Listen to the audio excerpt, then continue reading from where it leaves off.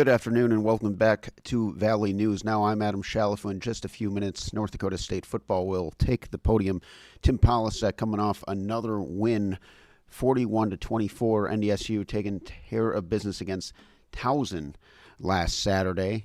Illinois State next on the slate for the Bison as the herd rolls on to Illinois. Stand by. NDSU's football press conference will begin shortly.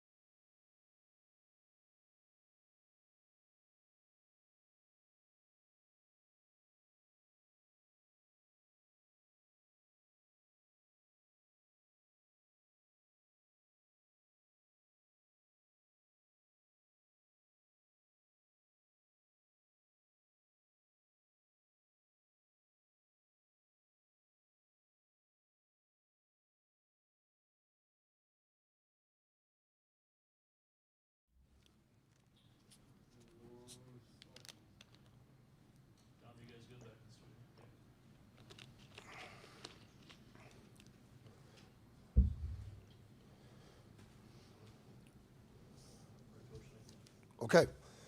All right, guys, welcome. Obviously, preseason's over. You know, in our mind, in our approach, you know, we're in one-game seasons now that are all very impactful. But we'll only be moving forward with the 1-0 mentality. You know, we've got to have a bunch of guys that embrace that. I just think right now with the state of our football team, we're best when we're operating with a chip on our shoulder, and it's a one-game mentality. Nothing in the past matters to this program right now, nothing in the future or where we could and possibly can go. You know, maintaining humility will be critical as, you know, we move forward into Illinois State, and quite frankly, only Illinois State. I know there's going to be a lot of questions about last week, so, you know, just wrapping that up, I thought offensively, you know, first and second down, just production was outstanding, 61% win rate. We scored in the gold zone, but a little bit disappointed in our overall, you know, I'll put some fault on us as coaches, and myself included. You know, the gold zone plan to get touchdowns just needs to be a little bit better. I think as we continue to look at where we're at offensively, I think our ability to be balanced is only improving and getting better, you know, with the running backs playing the way they are, the offensive line coming together. But Cam continues to play at a very high rate, and I do think that's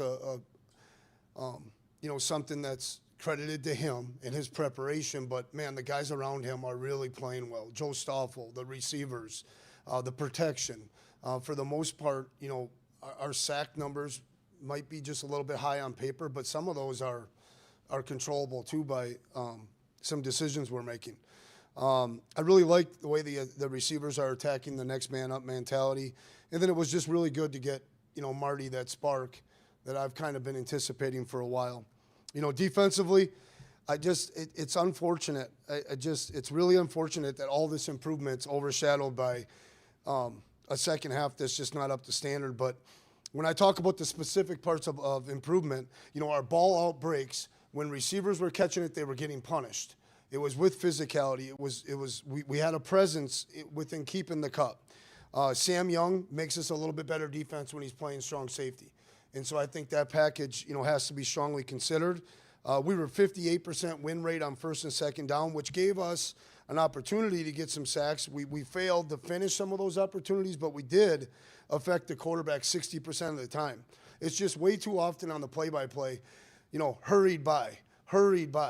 You know, pass rush by, hurried by, and we're just not finishing those opportunities to have the sack numbers where we all want them to be.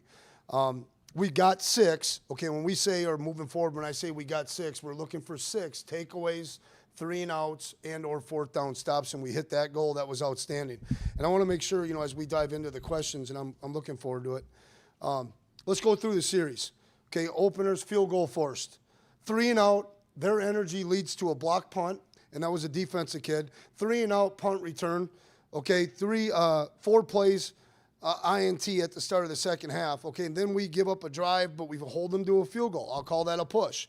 All right, then we go TD, which I had part of that because the penalty was on me. I guess you got to be, back by the net somewhere to not get touched. And then we give up a 72-yard run that's unacceptable, and then we win in prevent defense, giving up a few yards there. And those are the facts. Okay, special teams, outstanding individual efforts, unit performances, they were the difference. The special teams, period, were the difference in that game because they created momentum and they capitalized on opportunities. Moving into Illinois State real quick, this is Brock Sprack, led staff. Okay, I think they have 3 or 4 guys that have been together 5 years or more. They've got a couple that have been with them more than that. One includes a former Bison and Sam O'Jury. They're built on execution, toughness, run it, stop the run philosophy. Okay, so right there, that tells me we got our hands full. Okay, it's going to kind of be one of those things. Can we stop the run, and then can we establish the run? They've got solid concepts, really good coaching, and concepts that complement each other. That's the one thing that I'm encouraged or impressed by is just there's some complementary things that are very smart by their offensive coordinator that I respect. I also respect that they know who they are and how they're willing to lose. I don't think they're going to give us a plug nickel. We'll have to earn everything that we get. Therefore, it's going to be a heck of a week of preparation. And obviously, we're opening up Missouri Valley play, and it's a 1-week season, and I'll answer questions now. You mentioned the run game helping you guys become a little bit more balanced. Kind of what are some of the biggest improvements you've seen from the running back room in this first early part of the year here? I'm probably more like you guys than you think. Like, it's one thing to drum up some scheme things for the quarterback, and it's one thing to create this or that and cultivate. Like, we earned every yard we got. There wasn't some fancy jet sweep late in the game that gets us to this number. Marty ran hard. I thought the O-line, we're starting to square some people up, and we're starting to finish some blocks too. Now a guy's running through an arm tackle instead of a shoulder pad. And so for me, a big part of my belief in this game is establishing tailback run game, dominance. And can you be physical within that? Because then when you do run the quarterback, that has a better chance to be an explosive and so forth and so on. At least to my eye, some of your struggles in run defense have been when they go 10 and try to spread you out. Does Illinois State run the ball in a way that is easier for you to defend or makes more sense for what you're trying to do? I think we're up there looking at it right now, third downs today and that kind of stuff. But I think that's a really, really intelligent point. A lot of pressure gets put on the safeties and the run fits when they spread you out, and that's something that we have to continue to look at. Illinois State, and I, it's one of those things they know, they put it on tape every year. They're an inside zone team, all right, that has very little other concepts. So it kind of is going to come down to gap control and then tackling this really, a bigger back that's kind of slashing. He kind of reminds me of his coach. It's been real productive. I mean, this guy, we've got to be tight and close space, and we got to be tight to these shelves. Otherwise, this 32 is going to get his shoulder square and be downhill on us. And we got to alleviate some of that pressure off the safeties and take care of it with the front. But so far this year, that would be a very good observation. Coach, you guys are facing a quarterback that uses the play action pretty well, can hit it downfield. What are you seeing for your defense to make sure that they're not biting too hard on that run, run fake? I think a lot of their stuff comes down to the corner matchups, right? And then at times they want to take advantage of some safety fits with more post cuts. But a lot of their vertical stuff has come more outside versus inside techniques, so I think they're converting their post routes to go balls. I think it's real calculated shots. They want to establish the run. Some tempo plays will show up here and there. And then they're pretty strategic in going after certain coverages with their concepts. They do a nice job attacking specific things. Do Tyler, Braylon, or Raja have a chance this week? Tyler will not. Tyler's going to be minimal, like where we'll be considering it 4 weeks. Okay, now he's out of the sling already. I've asked him to stay positive and work at it. Braylon, honestly, well, if you guys could all text me and I'll give you the honest answer. It's going to be Wednesday before we know, but he is stronger and stronger every day. And the GPS is nice, the catapult system, because we know exactly at what percentage he's running at of his maximum output. And so I think he's got a slight chance. Raja's a no. Tim, you said you wanted to see more guys play defensively. Have you seen that the last 2 weeks? Yeah, that I appreciate you asking, because we were on that track. And then they get into a 2-minute mode, okay? And then some of our older guys, with what my message was last week, some of the older guys are flat better at zone coverages and making checks and getting us lined up when it comes to prevent and 2-minute defense. But I thought, the combination of Gully and Enoch was out there, right? The combination of Sam Young playing strong safety and Darius, Givens at free. They're all tied together. Our Sam backer and our strong safety are very similar in how they fit and what they have to fit. And that's been that way. That's why Colton could go play nickel. Colton Hegel went from strong safety to nickel, and that was a fascinating package for us. But yes, I'm up there right now, doing everything I can outside of making the decisions to encourage playing guys and playing more people, like whether it's up front or it's, at the linebacker position. I think, you get through the preseason, now you're in Missouri Valley. I don't want to say we are who we are, because I will make some decisions if needed. But it's going to be hard to get signal callers adjusted at times. But I really like the idea of Kubis being out there at Sam. That was another package. So, it's just some of the situational things that popped up limited those opportunities to see him. Is your cornerback room still pretty much in flux? I thought Marcus was really good Saturday. And you got Jalen, you got Jaquise, and then Tony. Why would you use the word influx? Why not? There's been some nice depth. There's some guys that are playing now. No, it's not influx at all. Okay, I like the 4 guys that have played for us. They've all went out there and played competitively. I still think we're going to get into a game where they get challenged a little bit more on a few more routes. But Shep had a pick last week. They're all kind of battling a nagging thing right now. Shep didn't miss a practice. He was one of our Ironmen. We had 40 guys that were out there every second, every minute of fall camp, and we rewarded them. And Shep had a little bit of a stinger issue, and then he had a little bit of a growing. It is what it is. And we got to get Tony back, so then we feel really good about it, because I think Duff and Jaquise, Duff is really getting better. He was in good position on a perfectly thrown 9 ball. In this day and age, with the improvement of quarterbacks and receivers, all that, right? Like, he was in a good spot. I just don't think influx. I shouldn't have got upset. I just don't think influx is fair to that group. They're doing a hell of a job, and they're getting better. And we're capitalizing on the most healthy guys that we got each week. So would you say, like, in November, then, would it be optimal to play all 4 of them, or do you want to find 2? Oh, good. The more nickel that we're playing, there would be a higher chance of playing all 4. And I think if Will's, having to think about playing all 4, that means they're all playing pretty good. Depending on the tempo of the offense, the rate that they play at would all impact that. Back at Illinois State, you mentioned their big back, 6'1", 205. It says 205. It might be a little bit bigger than that. What are kind of some of the challenges that presents, especially a team that likes to run inside zone as much as this group does? This is kind of our first big back that we're seeing that's dedicated to the run. Colorado had some guys that were big, but they didn't want to throw it. I guess we're going to find out.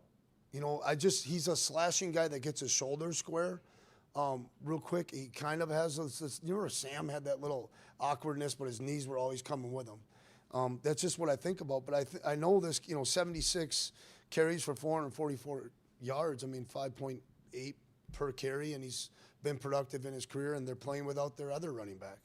And so hopefully we can get some knocks on this guy and make him think about carrying the ball in the 4th quarter.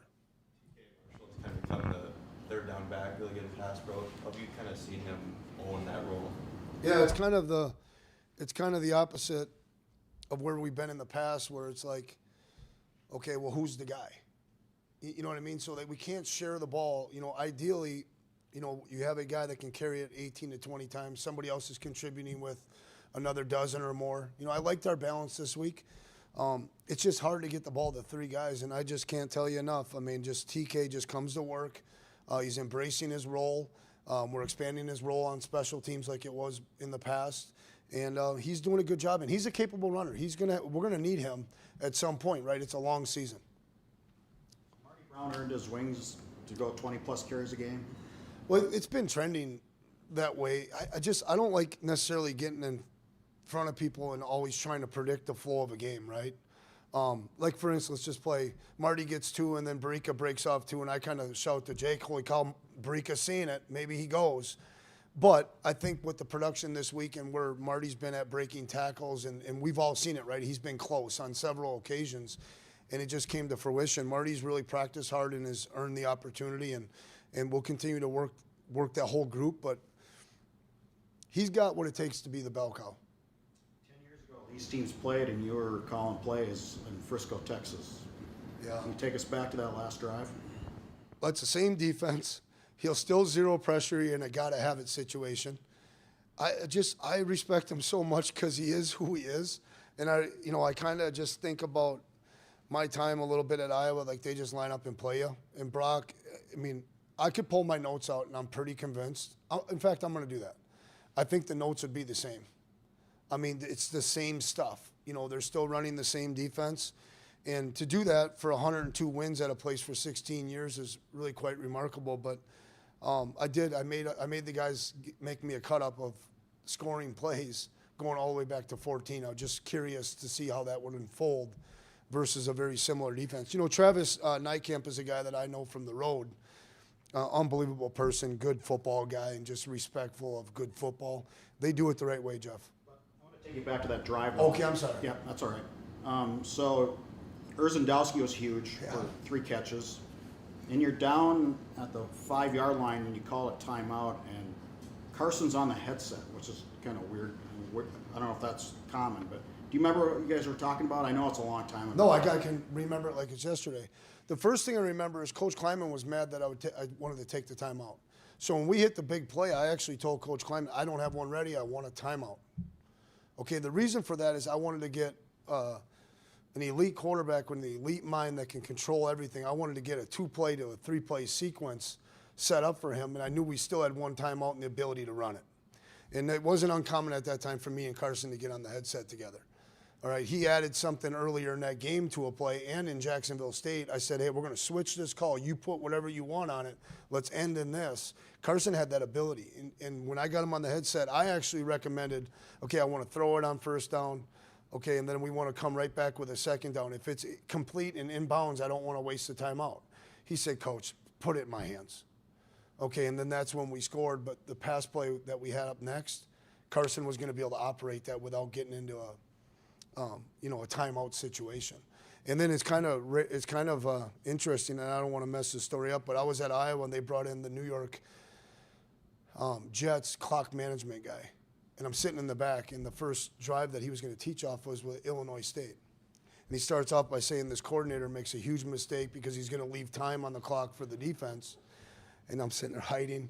But he goes, actually, this was really smart because he was able to talk to what they would consider a elite quarterback and get all the information he wanted to him to make sure that they scored the points. It's the defense job to keep the points off the board. And so that was a unique deal. I mean, it really was. And those 2 plays against zero pressure, the throw, the underthrow was huge. John Cockett picking up the blitz, just a fascinating drive Carson pulled off so often. Touchdown, you guys had 6 guys lined up on the left side. They had 5. Yeah. Did you know right away? Well, it was interesting. We used that formation a lot that year to do a couple different things, and that was our basics. Chase Morlock is good a top 5 football player I've ever coached. Inserts in the wrong gap, don't touch anybody, and Carson beats him. I mean, and I'm like, the one guy I would trust to execute absolutely perfectly, or the 2 guys, Carson and Chase, and Chase don't touch anybody, and the next thing you know, that great picture of the ball going up and being thrown. What a great moment in Bison history. How exciting is it to start conference play for you and this team? Yeah, I'm eager. We're eager, but again, I want to make sure, because I'm okay with getting boring, because when we're boring, then we're emphasizing the right things. It's a 1-game season now. the cost of poker goes up a little bit, and there's a lot of implications in all these games, but we are just have to maintain humility. We have to maintain a chip on our shoulder. 2024 Bison team hasn't done anything yet, okay, except for get through a preseason, improved in a lot of areas, and still a little bit of improvement to make in some others. And we got to go find a way to go 1-0 by 1 point or more. You mentioned special teams in like every either post-game press conference, every opening statement you've made. You coordinated the special teams here at one time. I think the people call it a third of the game. Most people don't actually treat it as a third of the game. Have you allocated more time to that than in the past? Obviously, they've been exceptional. Long field goals by Eli, long returns by Jackson. What has your kind of different approach been to special teams this year? We met from somewhere for an hour to 2 hours more, periods, during fall camp than we ever had before. We drilled things. I think it was a total of 8 more periods than we have before. I think it can be an edge in college football now. It's just week to week, the kickers and kicking the touchbacks, have gotten so much better. The different punt formation, the exotic punt formation sometimes can eliminate some opportunity to go for blocks. But I most certainly want to look back on the film at the end of the year, and I want to see that we win after punts. That we're an aggressive return team because of some of the explosive athletes we have. We've dedicated a lot of time, and then I think between Joe Brashaner leading it, Coach Gazer, LJ, Will Johnson and Devin Kleiman all having a part in coaching those things and had played them before. I think we've got a chance to be even better, but to be pretty good at the end of the year. Gray being a pro, what have you seen from him at left tackle being Cam's blindside? Have you noticed him in any games? He's been really good, and he's moving the point of attack. I'll say this actually. The fact that our best football player, our best prospect, goes out there and tries to work on the details of fundamentals and technique, it's just an unbelievable example for our young kids, and I hope they're all listening to me. I don't know if you guys have caught on, but when I do these things, right, I'm talking to a certain group of people. Okay, and that is what I appreciate most about Gray, and that's what certain people are starting to recognize. Don. What did you see from Osterman over the last, even when he got here, to say he can help us right away? He's strong. He's a stronger kid. That's right there at 6 feet. He's a great athlete. I recruited him. I looked at him hard. I wouldn't say I recruited him hard. I really did. Once or 2 or 3 times I took him to Coach Salville and can this guy be a safety for us? Do you want to coach him? Let me try to. So I've always felt really good about the report from the high school coach. I always felt really good about, his demeanor and his approach, our communication going into this. He was just thinking right about the opportunity, and I was real clear, this might not, we're pretty deep, it might not happen. And he's a strong player that plays with pretty good pad level, and he can stop and he can go, so that's encouraging. And I think he continues to become a better ball catcher. He's had to work at the catching the ball. You had a lot of players that have stepped up, especially on offense with the receiver room. But what have you seen from the guys that are injured and teaching these younger guys? What have you seen from them? Outstanding. I got to make a decision. Does Brosio travel or is it Raja? Right? Raja's getting closer, so we're making that decision this week to travel Raj. They're such good kids. Cole Wisniewski that you take them on the trip because you can count on them to be helpful. Their presence has not gone unseen. I appreciate it. A little bit over the emotional side of a guy being, we're into this thing now. But they've been really good. Did the preseason go as you expected? Or was there anything that caught you by surprise, especially as your first head coaching job? So how did it go? I think this has all gone pretty good. Being the guy that's got you know what? I'm really learning how to set up 3 suits or 4 suits a week, depending whether we're on the road. I don't know if my decision to be a suit guy is very good right now. I'm losing 20 minutes a day. That would be one thing I have frustration on. The second thing is I just thought we'd be a little bit further ahead with our consistency. I think Saturday, defensively, there's a lot of improvement. It's a really fast start. Somewhere in there, I'm responsible for coming off the gas and sending a message that everything's okay. And we have to play the full 60 minutes with our hair on fire. So I thought that would be a little further ahead.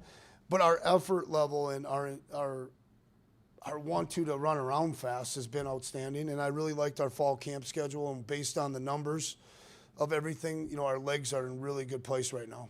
How is that side of it working for you as a head coach? You know, some defensive struggles, everybody would consider Grant kind of a young coordinator.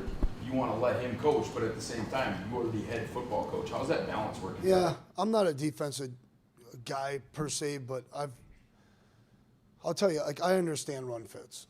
Okay, sometimes they got to tell me the run fit before the play, but I understand the fits and how they go down. I don't think schematically we have huge issues. I think sometimes it's just been a combination of the fundamentals and technique, schematically our play versus theirs, and then obviously, which we've talked about enough, do we have the right people in the right spots? And so I just continue to raise questions and, you know, suggestions, and hey, have you thought about it from this angle? The one thing I'm trying to do a good job of this week specifically is this is who Illinois State is. We need to shut this down and then make them react to us. Okay, and if we give up something that they haven't done very much of or that kind of thing, let's get that fixed later and let's move on. What's Sam O'Jury mean to you? Oh gosh, you know everything, and I look past the player part now. There was a moment when I invited him out to the Iowa camp, and I watched him, and I got him set up with a couple people that I really respect. You know, Kelton Copeland, Kelvin Bell. You know, we call him Jank, but you know, running backs coach down at the Saints. I got him with those guys for a reason, so that they could talk to him about the professionalism it takes to grow in this business and what it really takes. And then I spent about an hour with him on the board, and I just said, Sam, you're not going home tonight. You're going to stay at the house. Called my wife, made sure we had the right beverages, and we hung out for about 8 hours. And at that time, he got an interview with Grand Valley State, didn't get it, was heartbroken, but he's grown so much. And I'm watching him from afar and seeing him recruit. He's at a pretty elite level. His running backs play hard. But from a player standpoint, I always just think about the recruiting process. And I think Sam was committed to UND for school, and he was committed to NDSU for football because he thought he wanted to be a pilot initially. And I had to break the news to him, like, you know, we don't have aviation. Yeah, Coach, I'm good. And just when he was young, he was a little bit all over the place, but he was a true thoroughbred. You know, he's a true ace in the hole, guy that could carry it and do a lot of good things with it. Thank you, guys. Appreciate it.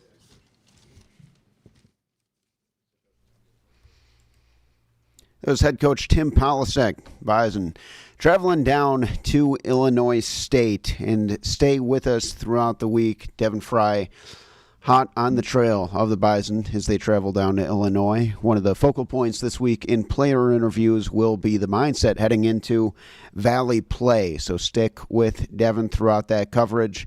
And we'll see you next time on Valley News Now.